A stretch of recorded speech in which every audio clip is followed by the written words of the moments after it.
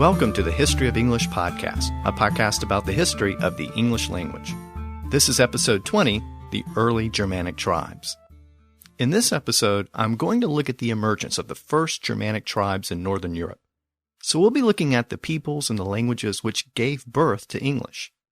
That means that from this point forward in the podcast, we'll be establishing a continuum from the original Germanic language spoken by those Northern European tribes to the Germanic dialects spoken by the Anglo-Saxons, to Middle English, and then ultimately Modern English.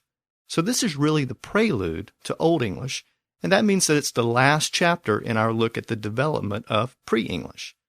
Of course, we'll continue to look at outside influences like Latin and French and Old Norse, but from this point on, we'll be looking at those languages as outside influences on this continuum from the original Germanic language to Modern English.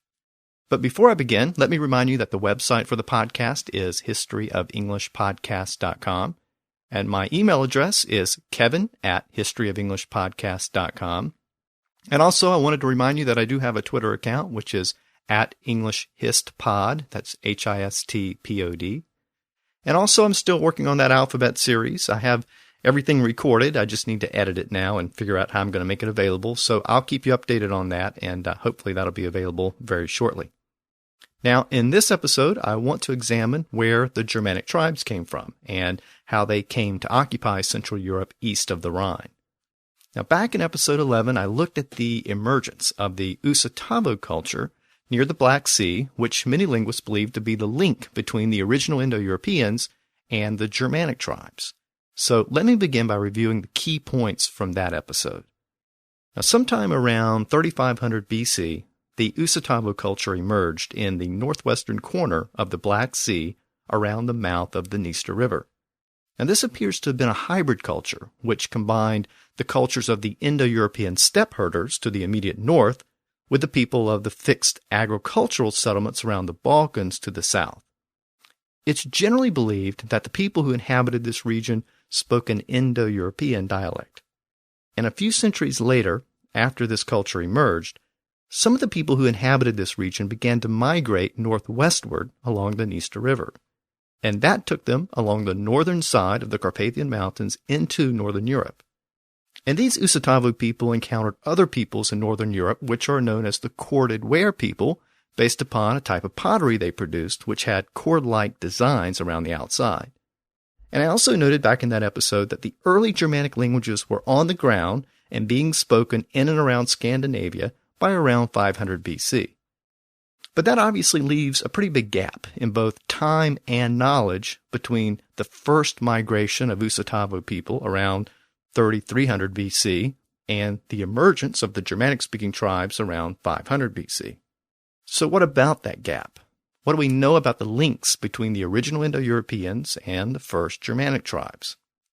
Well, the answer is we don't know very much with any certainty, but there are a few reasonable conclusions that we can draw from that period. First, since the original Germanic language was an Indo-European language, we know that the original Germanic tribes in Scandinavia were connected to the Indo-Europeans of the Black Sea region, at least linguistically. This is the same assumption we can make about the first Greeks and the first Latin-speaking tribes and the first Celts.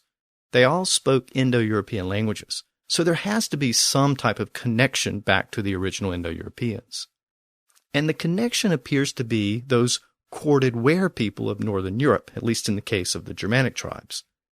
Now, there is archaeological evidence from northern Europe during this period between the Usatavo culture and the emergence of the Germanic tribes, but there are no inscriptions, so we don't know very much about the languages in this region during this period. So instead of linguistic evidence like inscriptions, scholars have to look for cultural links between these peoples. So let's take a closer look at the corded ware people.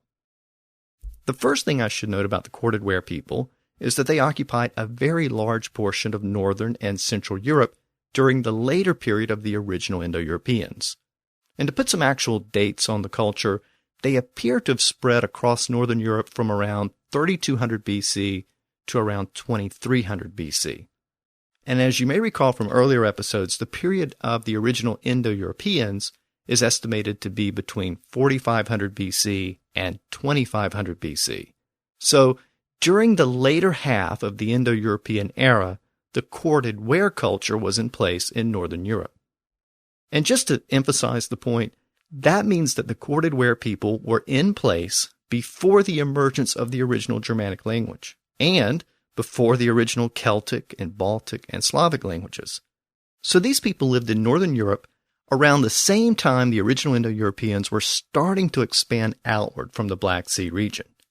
And to get a better idea of the region where these people lived, check out the map which Lewis Henwood was kind enough to prepare for episode 11. Just go to historyofenglishpodcast.com and click the link for episode 11. So these people lived in Northern Europe at a time when the Indo-Europeans were starting to expand into that region. But we don't really know anything about the language of the corded ware people. But we do know that the culture began to take on many characteristics associated with the Indo-Europeans to the south.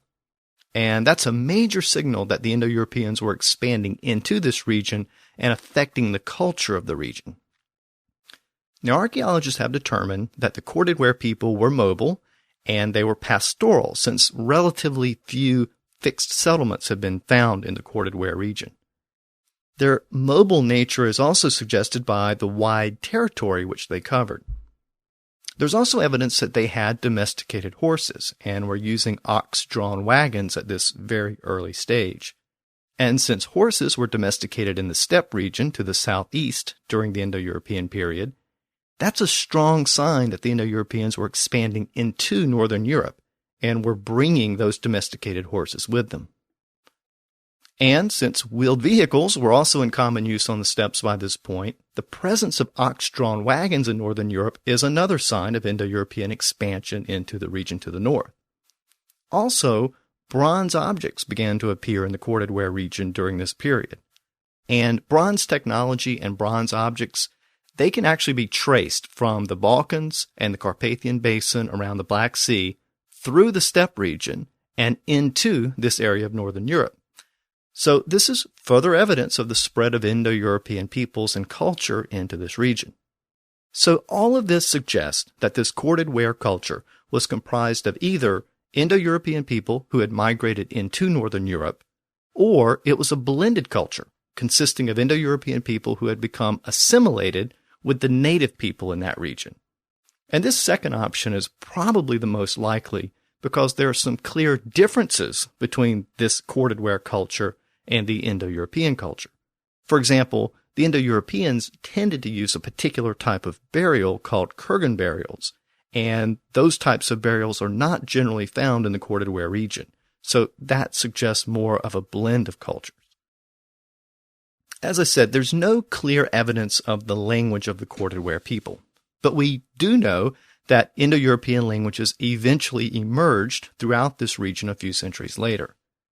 And to the west, the Germanic languages emerged, and to the south, the Celtic languages appeared. And to the east, the Baltic and Slavic languages came about. So again, this is a sign that the early Indo-European language spread into this corded ware region during this transitional period. And it may very well be the case that the later Indo-European languages which emerged in this region were not the product of a single Indo-European tribe or dialect. It could be the case that there were waves of Indo-Europeans entering this region, with each new wave bringing its own Indo-European dialect. Historical linguists note that when two different languages meet in the same region, there's usually a period of bilingualism in which the two languages exist side by side. But sometimes, over a period of several generations, one of the languages loses its status and prominence, and new generations only learn to speak the more dominant language. And that's very likely what happened here. The Indo-European dialects may have emerged as the dominant languages because the chiefs who spoke those dialects had larger herds of cattle and sheep, and they may have had more horses than could have been raised by the native people of Northern Europe. And it's also possible that there was more linguistic variation during this time. In other words, local languages and dialects may have been common, but there might not have been a common language spoken throughout the entire region. And in that environment, a single dominant language like the Indo-European language could have emerged as a common lingua franca spoken throughout the entire region. So future generations would have tended to speak that language to the exclusion of the local dialects and languages. Again, these are just some of the theories to explain how Indo-European dialects replaced the native languages in these regions. And while the specific process is still up for debate, there's no doubt what the ultimate result was. During the first millennium BC, the original or proto-versions of the modern languages of Northern Europe began to emerge. And this included the Germanic languages, the Celtic languages, and the Balto-Slavic languages. But this fact also produces a dilemma for historical linguists. Remember that the Germanic and Celtic languages are considered Kentum languages, whereas the Balto-Slavic languages of Eastern Europe are considered Sodom languages. So, did all of these languages evolve together as part of a common dialect which later fractured into separate dialects? Or did all of these languages evolve separately from each other in different places at different times? Again, the answer depends on who you ask. In the mid-1800s, some early linguists attempted to put together the first family tree of Indo-European languages. One of those linguists was August Schleicher, and Schleicher noticed similarities between the Germanic languages and the Baltic and Slavic languages. For example, all of those languages had similar case endings in certain situations. In his early Indo-European family tree, Schleicher created a basic Slavo-Germanic branch in which the Germanic languages of Northern Europe and the Baltic and Slavic languages of Eastern Europe were all part of the same language family. He then indicated a later separation of the Germanic languages from the Baltic and Slavic languages. So, in essence, he thought the Germanic languages and the Balto-Slavic languages had emerged from a common dialect spoken in Northern Europe. But there was an obvious problem with Schleicher's model. By this point, linguists had also started to make that distinction between the Kentum and Sodom languages.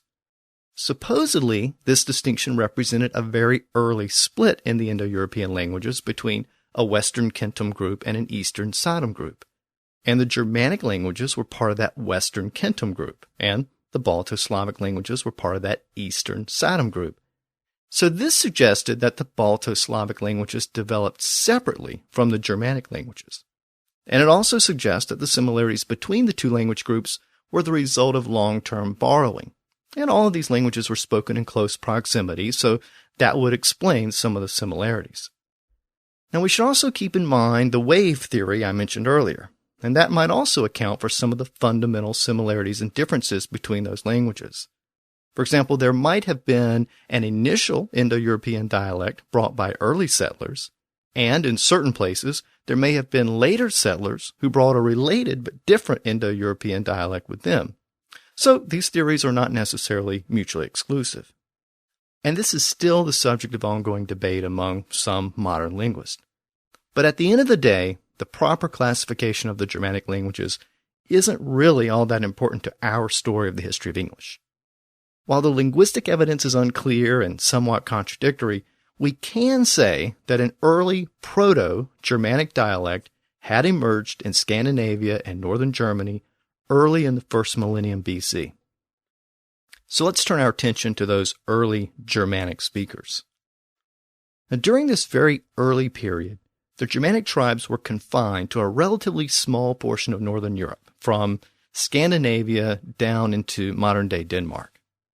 Now, even though there were no inscriptions or writings from this period to confirm that the people who lived there were early Germanic-speaking tribes, there are other clues which lead to this conclusion. For example, this is the only area in the region where there are no pre-Germanic place names. And that suggests that Germanic-speaking people were in this region very early on. But again, it's difficult to put any actual dates on the arrival of these tribes into this region. And regardless of the date of their arrival, it does appear that early Germanic dialects were being spoken in this region by about 1000 BC, and perhaps even earlier than that. Now, south of this region were the Celtic tribes, and remember that early on, the Celts dominated much of Central Europe. But sometime later, around 1000 BC, some of the Germanic tribes began to move southward into Celtic territory. And within a few centuries, the dividing line between Celts and the Germans had moved all the way westward to the Rhine. And these Germanic tribes continued their migration and displacement of the Celts further south, down into modern Germany. And these migrating tribes soon became distinct from the tribes which remained up in Scandinavia. And we now have an early split between the North Germanic tribes and the Western Germanic tribes. The northern tribes would eventually produce a dialect called Old Norse, which was the language of the Vikings, and it ultimately produced modern Scandinavian languages like Swedish and Norwegian, and Danish and Icelandic. And those Western Germanic tribes ultimately produced the Western Germanic dialects, including English, German, and Dutch. Meanwhile, around this same time, a separate eastward expansion of Germanic tribes out of Scandinavia occurred, and that occurred between around 600 BC and 300 BC. And this movement was from Scandinavia to the opposite Baltic coast down into the area of modern-day Poland. And this movement then continued southward and eastward from there. By around 300 BC, they were located in and around the Carpathian Mountains. And the customs and dialects of these tribes were distinct from those of the Western Germanic tribes. And these tribes are known to us today as the East Germanic tribes. They eventually reached the Black Sea and the Danube. In fact, most of the tribes which overtook Western Europe upon the collapse of the Roman Empire were these East Germanic tribes, not, interestingly enough, the neighboring West Germanic tribes. Now, these East Germanic invaders included the Goths, the Vandals, the Gepids, the Burgundians, and the Lombards. Now, these tribes and their dialects have long since disappeared. They were assimilated into other tribes and peoples over time, but their story is a very important part of the overall story of the Germanic tribes. So we'll look at them in more detail in an upcoming episode. So that gives you a very general overview of the emergence and division of the early Germanic tribes. But it also brings us to the point in our story where we actually start to have independent evidence of these tribes and their languages. Up to this point, we have to rely on archaeological evidence of the peoples who lived in this region. But now, around 300 BC, we get the first written accounts from people who encountered these Germanic tribes. And soon thereafter, we get the first archaeological evidence of the language of these tribes. And this evidence comes in the form of some early inscriptions. So our knowledge of the Germanic tribes starts to grow significantly after about 300 BC. So let's look at some of that evidence. The first documented encounter with these tribes can be attributed to the Greek traveler Pytheas. The last time I mentioned Pytheas was the episode on the Celts, and you might recall that he also gave us our first glimpse of the Celts in Britain.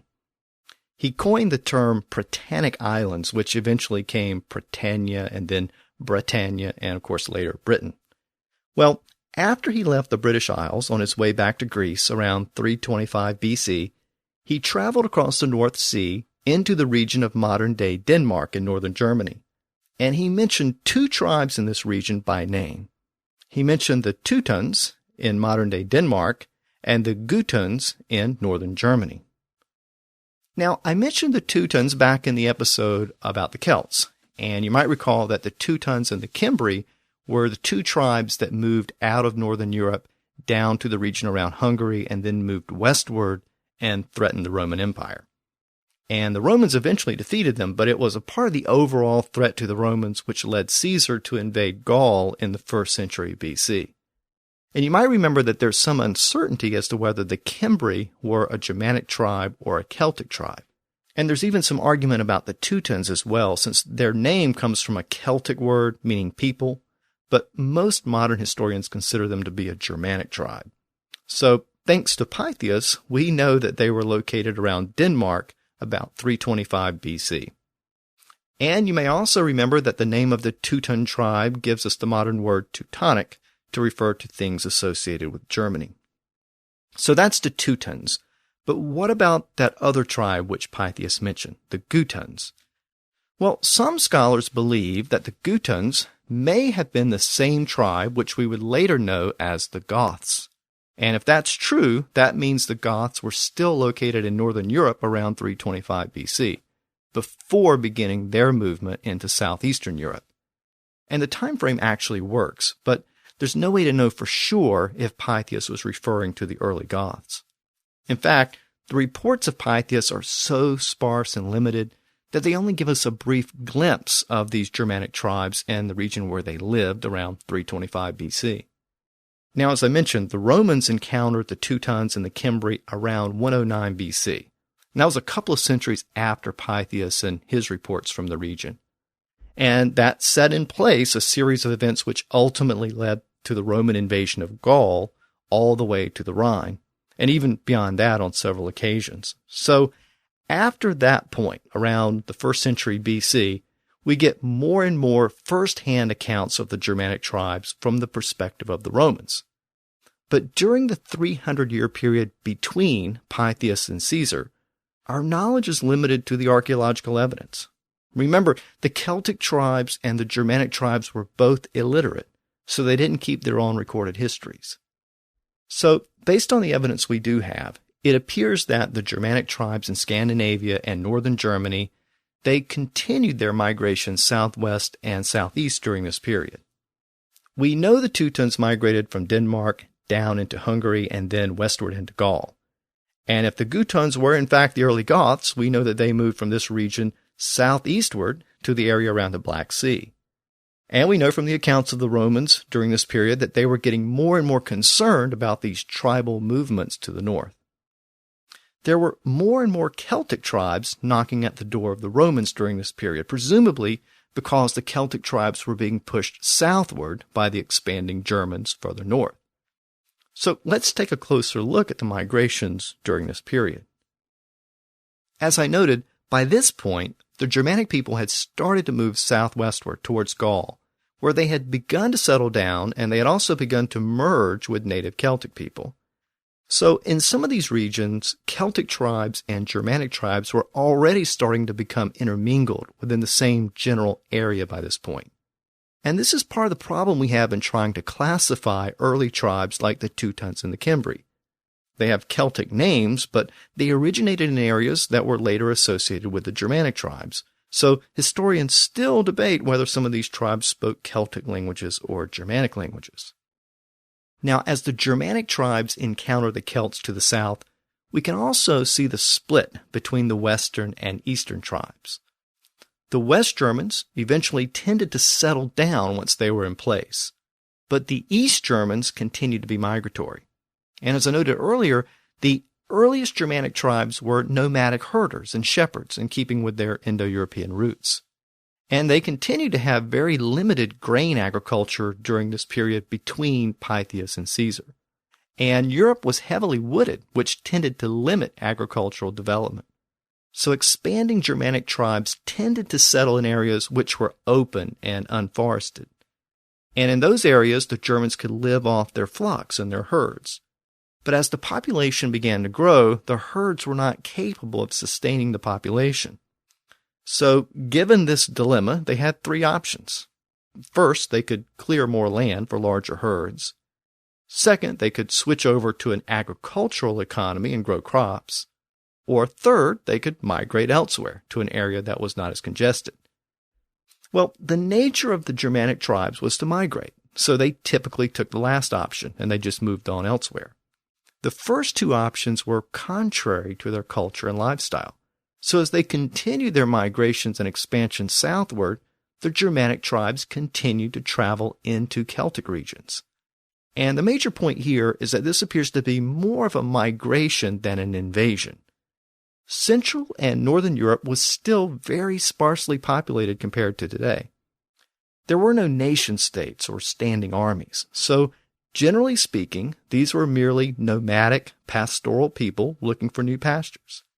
And this was the situation as we find it around the 1st century BC, with Germanic tribes moving down into Central Europe into Celtic territory. In fact, by this point, the Germanic tribes had reached all the way down into southern Germany. And that meant that some of the Celtic tribes were displaced in the process and were being forced southward as well. So now we can start to see how all these pieces fit together. In the south, along the Mediterranean, we have the Romans. And in the north were the Germanic tribes. And in most of Central Europe were the Celts. And I mentioned in earlier episodes that the Celts were caught between a rock and a hard place. And the ultimate trigger here was the expansion of Germanic tribes southward. That had caused a domino effect, which pushed the Celtic tribes further southward. And that caused pressures along the Roman border. And in response to those pressures and the general Roman fear of the Celtic tribes to the north, Julius Caesar invaded the Celts in Gaul in the 1st century BC. And when all was said and done, the Celts in Europe were consumed by these two expanding forces, which left the Romans and the Germanic tribes as the two primary players in Western Europe, with the Rhine and the Danube as the de facto border between those two regions. Now, when Caesar invaded and conquered Gaul in the 1st century BC, the territory of Gaul extended all the way to the Rhine in the east. And in case you're not familiar with European topography, the Rhine flows from Central Europe northward to the North Sea, and the Danube flows from the same general region of Central Europe eastward to the Black Sea. So the region west and south of these two rivers essentially became Roman territory. And as the Germanic tribes expanded southward, eventually consuming the Celts, the region north and east of these two rivers became the Germanic territory. So this is a good point to stop and take a snapshot of the situation as we find it in Europe. We basically have a southeast and northwest divide between the Romans and the Germanic tribes. But Celtic tribes had not completely disappeared yet. To the west of the Rhine, in Gaul, they were still there. They were just under the control of the Romans now. And over time, Romanization ensured that the Celtic nature of these tribes began to disappear and were replaced by Roman elements. But in the east, Germanic and Celtic cultures continued to coexist for a while. There was a Celtic tribe in this region called the Germani, and the Romans began to call all of the people in this region east of Gaul, in other words, east of the Rhine, the Germani. But over time, as the Germanic languages and culture began to replace the Celtic culture in that region, the term Germani became specifically associated with these Germanic people. So this is the origin of the words Germanic and German. Again, as I noted in an earlier episode, Germanic, like Teutonic, has Celtic origins, but we associate those terms with the Germans today because German culture eventually supplanted Celtic culture in these regions, which ultimately became known as Germania. It's also at this point that we start to see the transition of the Western Germanic tribes from migratory herders to grain farmers. The Celts east of the Rhine had already begun to shift to grain agriculture, and they had begun to establish fixed settlements and villages. But with the Roman conquest of Gaul, the Germanic tribes couldn't penetrate the Roman territory, which was defended by Roman legions. So that effectively prevented any further expansion by the Germans in a westward direction. And migration of these tribes to the east was limited because the east was already densely occupied by other Germanic tribes which were migrating southeastward. So since they couldn't really continue to migrate to new regions as required by a nomadic herding lifestyle, they had no choice but to adopt grain agriculture and start farming the land. And that's what happened around this time in the West. The West Germans began to adopt a lifestyle which was closely related to the Celtic tribes which they encountered, and in some cases which they conquered. In some of these areas, the remaining Celtic expertise in agriculture would have been valuable, and some historians think there was a level of cooperation between the Celts and the Germans in many of these areas. In fact, it's possible that there was a mixing of Germanic and Celtic tribes in some of these regions, and this may again account for the inability of the Romans to distinguish some of these groups as Germanic or Celtic. But keep in mind that the Eastern Germanic tribes didn't really face this dilemma. There was no hard barrier like the Roman army in Eastern Europe north of the Danube. So the Eastern tribes continue to migrate eastward and eventually southward. And so we see cultural and lifestyle differences emerging between the Eastern and Western Germanic tribes very early on. But let's look back to the Rhine region to the west. With the Romans firmly entrenched in Gaul, and with more and more Germanic tribes coming in from the north the region east of the Rhine became more and more densely populated with Germanic tribes. So it became more and more Germanic, and that meant less and less Celtic. But since the Germanic tribes weren't able to cross into Roman territory west of the Rhine, Gaul didn't become diluted by Germanic tribes. Over time, the area west of the Rhine evolved into a Romano-Celtic culture, and the area east of the Rhine became more and more Germanic. So a linguistic and cultural divide on each side of the river became sharper and sharper over time. Now, initially the Romans conquered Gaul, but that doesn't mean they were content to remain in Gaul. Remember, this is the Roman Empire we're talking about. So it was inevitable that Rome was going to set its sights on the Germanic region east of the Rhine. Now, Rome initially crossed the Rhine on several occasions, but it wasn't with the intent of permanent occupation or conquest. The Germanic area was a greater challenge than Gaul. Remember that the Celts had become settled farmers in and around villages and small towns, so once these towns were conquered, the Celts could be subdued. But in the Germanic region, the tribes were only beginning to adopt agriculture. Many of them were still nomadic herders when the Romans arrived. So if the Germanic tribes were defeated in battle, they would just shrink into the forest and engage in guerrilla warfare. But by the 1st century AD, the Romans thought they were finally in a position to conquer and dominate the Germanic regions to the east, just as they had done in Gaul. The Romans had actually engaged some of the Germanic tribes in battle, and they had scored some significant victories against them east of the Rhine between the years 12 BC and 7 BC. So the Romans decided to make a claim to the entire territory east of the Rhine, which they now called the province of Germania. And in the year 4 AD, the Romans entered Germania with the intention of making it into the next Roman province. And they initially had success against the Germanic tribes they encountered there, and it looked like Germania was destined to follow the same course as Gaul. But a couple of years after that initial invasion, a highly respected and feared Roman general named Varus was sent to consolidate Roman power in Germania.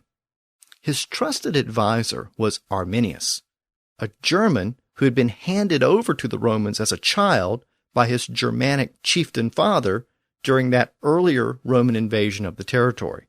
So, this was a customary practice at the time. Defeated chieftains would sometimes hand over their child as tribute to the Romans and to confirm Roman victory over the tribe. So the young child, Arminius, had been raised as essentially a hostage in Rome, and he'd been given a military education. And he subsequently rose in the ranks of the Roman army. But Arminius had secretly forged an alliance among competing Germanic tribes to oppose the Romans. And while the Roman general Varus was on his way from his summer camp to his winter camp near the Rhine, he received reports of a rebellion in the province. And he took a detour through some unfamiliar territory in the Teutoburg Forest region of Germany, probably at the direction of Arminius. What he didn't know was that the Germanic troops were waiting for him in the trees and in the brush. And when Varus and his Roman troops came through, the Germanic troops ambushed the Romans. The Germanic soldiers surrounded the 3 Roman legions commanded by Varus, and they hemmed them in, and they then proceeded to slaughter the Romans with estimates of 15,000 to 20,000 Roman casualties, including Varus himself, who committed suicide. This is known as the Battle of Teutoburg Forest, and it was a complete and shocking defeat for the Romans. The contemporary Roman sources at the time acknowledged the complete defeat of the Romans, and even though the Romans did make a few more limited excursions into the region in subsequent years, the Teutoburg defeat effectively ended Roman expansion into Europe east of the Rhine. And that effectively set the Rhine River as the de facto boundary between Rome and Germania going forward. Though the Romans couldn't conquer Germania, they could certainly trade with them. The empire was in constant need of raw materials from Germania like amber and furs, and manpower, usually in the form of slaves. And the Germans desired Roman luxury goods, especially gold and silver items like jugs and buckets, ladles, cups, brooches, rings, and other jewelry. They especially desired Roman coins, particularly those of small denominations, which they were beginning to use in their own burgeoning free market economy. So trade was primarily conducted between the Romans and the Germanic tribes living within 100 miles or so of the Rhine and the Danube border. And these Germanic border tribes tended to act as intermediaries to facilitate the trade of those same items deeper into Germanic territory. So this was the state of the Romano-German relationship through the middle of the 2nd century AD. And so it should not be surprising that we start to see Latin words associated with the Romans flowing into the early Germanic language at this point. Some linguists estimate that about 175 words were borrowed directly from Latin by these early Germanic tribes in continental Europe. In other words, these words made their way into the Germanic languages while the Anglo-Saxons were still on the continent, before they migrated to the British Isles. So the presence of these words in modern English can be traced all the way back to these Germanic tribes while they were still trading with the Romans in Europe. So let's look at some of those words. We see the Latin influence in words associated with trade between the Romans and the Germanic tribes, especially portable articles. So the following words pass from Latin into the original Germanic dialects. Words like chest, dish, cup, kettle, pillow, sack, sickle, chalk, pear, pepper, butter, and cheese. Now, the Germans already had words for some of these items in their languages, like butter and cheese, but the modern words, which we use today, were originally borrowed from the Romans. The word wine was also borrowed by the Germanic tribes during this period. The Germans had beer and ale and mead. Remember that mead goes all the way back to the original Indo-Europeans. And beer and ale were drinks developed in and around Germany. Now, ale is actually a Germanic word, and beer has a disputed etymology. It's unclear if the word beer comes from the Germanic languages or from Latin. There are actually possible roots within both languages. But fermented fruit juices did not come from Germany. That was a specialty of the Mediterranean. So the word wine definitely comes from the Latin word for wine, which was vinum. Now, a trader or a huckster was called a caupo in Latin, and it may have also been used to mean wine cellar very early on. And this word was borrowed into the Germanic languages and ended up as keep in Old English, meaning marketplace or wares or price. But you may remember that the original Anglo-Saxon K sound assimilated or shifted to a CH sound. So keep became cheap in Old English. But it was originally a noun. When the Norman French invaded England in 1066, they brought a French phrase for a bargain, which was bon marché. And this was translated into Middle English as good cheap. And it appears that this phrase was shortened during the early modern English period into the adjective cheap, meaning inexpensive or low quality. So the word cheap can be traced back to this Germanic borrowing from the Romans. And the word anchor also came from the Germanic languages from Latin during this period. The Romans were far more adept at shipbuilding than the Central European Germans. So the Germans were apparently impressed by this Roman technology, and anchor passed into the Germanic languages at this time. In addition to words associated with trade, we start to see the introduction of words suggesting certain civilizing influences of the Romans. The Romans introduced paved roads to the Germans, and the Latin word for paved road was strada, and that word passed into the Germanic languages during this period, and then eventually passed into English as street. And speaking of street, the word toll can also be traced back to a borrowing by the original Germanic tribes from the Romans. And in order to build roads, and for that matter, to build many of the large structures associated with the Romans, you needed to have very precise measurements of distance and weight. So this is where many of the Roman weight measurements entered the Germanic languages. The Latin word for thousand, mila, produced the measurement which we know today as a mile. I discussed this measurement back in the episode on the early Romans. Well, the word now passed into the Germanic languages and eventually into English as mile. Now, the Romans had a mila, which was a precise measurement of 1,000. But apparently the original Indo-European language didn't have a word for 1,000, nor did the original Germanic languages. But the early Germanic languages had developed a word which was pronounced something like "thusundi," which meant several hundred or a great many of something. And the Germanic tribes used this Germanic word to translate the Latin word mila. So that's how the word passed into English as thousand, and it came to mean a specific measurement of 1,000. So even though the word thousand is a native Germanic word, its specific meaning today comes from its association with Latin. And in the last episode, I mentioned that the British pound sterling came from the original Old English word pund, which meant a pound of weight, as used by the Romans.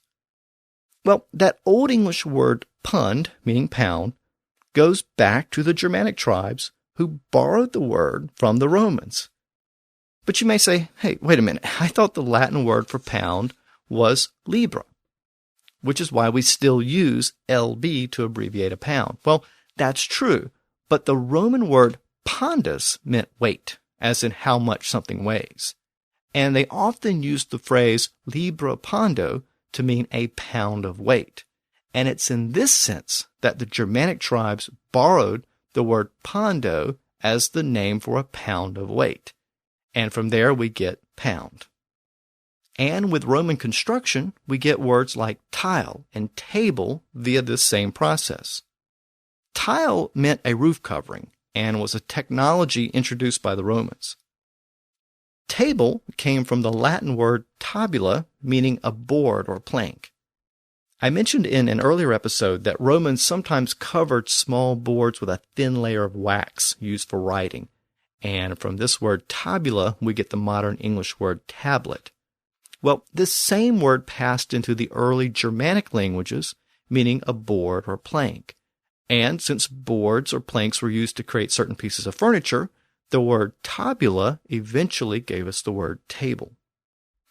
The Romans had also developed an advanced technology to grind grain into flour.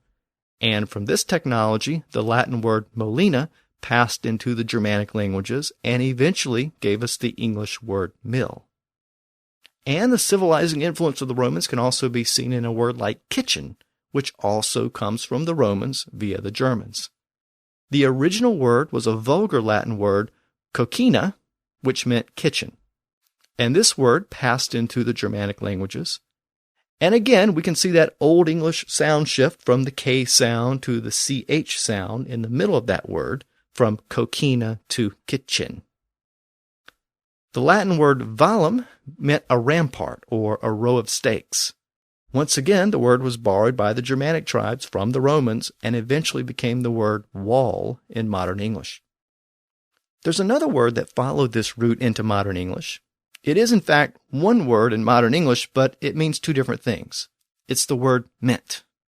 And in modern English, it can refer to an herb or it can refer to a place where money is coined. Well, in Old English, the herb was minta, and that word came from the Germanic tribes who borrowed it from the Romans.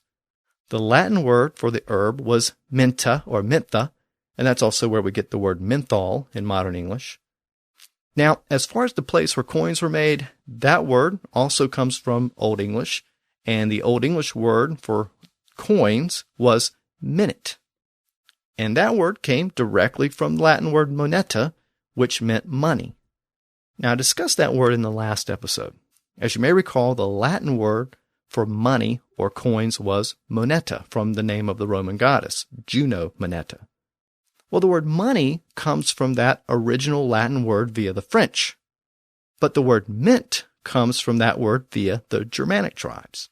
It passed into Old English as minute, still meaning coins, but its meaning eventually evolved to mean the place where coins were made.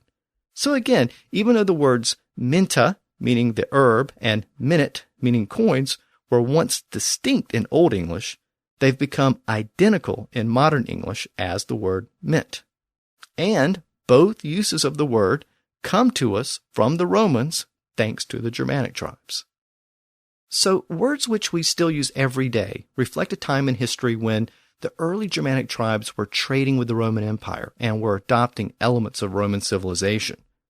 And it also helps to illustrate the many ways in which Latin has influenced modern English. As we can see, Latin didn't just come into English through French. At least a few Latin words came with the original Germanic Anglo-Saxons. So, in this episode, we've explored the origins of the Germanic tribes, as best we can determine. And we've looked at their expansion throughout Central Europe at the expense of the Celtic tribes. And we looked at the Roman influences on the early Germanic language. Well, next time, I'm going to focus on the Germanic language itself. Specifically, the development of that language and the structure and grammar of that language. And that'll be very important as it relates to English. Since English is a Germanic language, we'll see many features that are very familiar to us. So next time, we'll look at the Germanic language. Until then, thanks for listening to the History of English podcast.